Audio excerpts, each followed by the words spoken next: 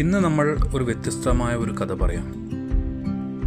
നിങ്ങൾക്കെല്ലാവർക്കും ഇഷ്ടപ്പെടുമെന്ന് എനിക്കൊരു വിശ്വാസമുണ്ട്. ഒരു രാജാവുണ്ടായിരുന്നു. ധനസമ്പത്ത്, അധികാരം, സൈന്യം എല്ലാം ആ രാജാവിൻ്റെ അടുത്തുണ്ടായിരുന്നു. എന്നാൽ മനസ്സിൽ എപ്പോഴും ഒരു വലിയ ശൂന്യത അദ്ദേഹത്തിന് അനുഭവപ്പെട്ടു. എനിക്ക് സമാധാനമില്ല, അത് എവിടെ കിട്ടും? അതിനാൽ ആ രാജാവ് രാജ്യത്തിലെ എല്ലാ പണ്ഡിതന്മാരെയും, യോഗികളെയും, ഗുരുക്കന്മാരെയും വിളിച്ചു ചോദിച്ചു, സമാധാനം എങ്ങനെ കണ്ടെത്താം? അവർ ഓരോരുത്തരും വ്യത്യസ്ത ഉപദേശങ്ങൾ പറഞ്ഞു. പക്ഷേ രാജാവിന് ഒന്നും തന്നെ മനസ്സിലായില്ല. അവസാനം ഒരു വൃദ്ധൻ പറഞ്ഞു, മഹാരാജാ, രാജ്യത്തിൻ്റെ അതിർത്തിയിൽ ഒരു ചെറിയ ഗ്രാമത്തിൽ ഒരു അത്ഭുതം അറിയുന്ന ഒരു കഴുതക്കാരൻ ജീവിക്കുന്നു. അവനോട് ഒരിക്കൽ പോയി സംസാരിച്ചു നോക്കൂ. രാജാവ് അത്ഭുതപ്പെട്ടു. കഴുതക്കാരനോടോ? എന്നാലും സമാധാനത്തിനായി മണിക്കൂറുകൾ കാത്തിരുന്ന രാജാവ് അവനെ കാണാൻ പുറപ്പെട്ടു.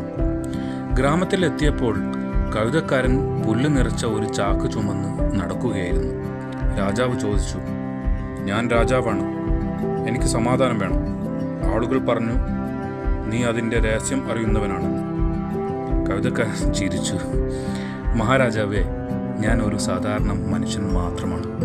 പക്ഷെ ഒരു ചെറിയൊരു കഥ പറയാം. അവൻ ഒരു പൂവ് രാജാവിന് കൈമാറി. ആ പൂവിന് തീരെ മണമുണ്ടായിരുന്നില്ല. കഴുതക്കാരൻ പറഞ്ഞു, രാജാവേ, ഈ പൂവൊന്ന് നക്കി നോക്കൂ. രാജാവ് ആശ്ചര്യപ്പെട്ടു, ഇതിന് മണമില്ല. അപ്പോൾ കഴുതക്കാരൻ ഒരു ലളിതമായ വാചകം പറഞ്ഞു, ഹൃദയം അടഞ്ഞിരിക്കുമ്പോൾ ഏറ്റവും മണമുള്ള ഏത് പുഷ്പമായാലും അതിന് മണമില്ല എന്ന് മാത്രമാണ് നമുക്ക് തോന്നുന്നത്. ഹൃദയം തുറന്നാൽ ഒരു സാധാരണ പുല്ലിന് പോലും ദിവ്യ മണം നമുക്ക് അനുഭവപ്പെടും. അവൻ തുടർന്നു, നിങ്ങൾ സമാധാനം തേടുന്നത് പുറത്താണ്, പക്ഷെ സമാധാനം ഒരു പുഷ്പം പോലെയാണ്. നിങ്ങളുടെ ഹൃദയത്തിൽ പൂക്കുന്നപ്പോൾ മാത്രമേ അതിൻ്റെ മണം നിങ്ങൾക്ക് അനുഭവപ്പെടൂ. രാജാവ് മൗനമായി നിന്നു. രാജാവ് മനസ്സിലാക്കി, എൻ്റെ ഹൃദയം തുറക്കണം. അഹങ്കാരം, കോപം, ഭയം എല്ലാം വിട്ടൊഴിഞ്ഞാൽ മാത്രമേ സമാധാനം വരൂ. അന്നു മുതൽ രാജാവ് മാറി. അവൻ തൻ്റെ ഭരണം ദയയോടും ലാളിത്യത്തോടും നടത്തി.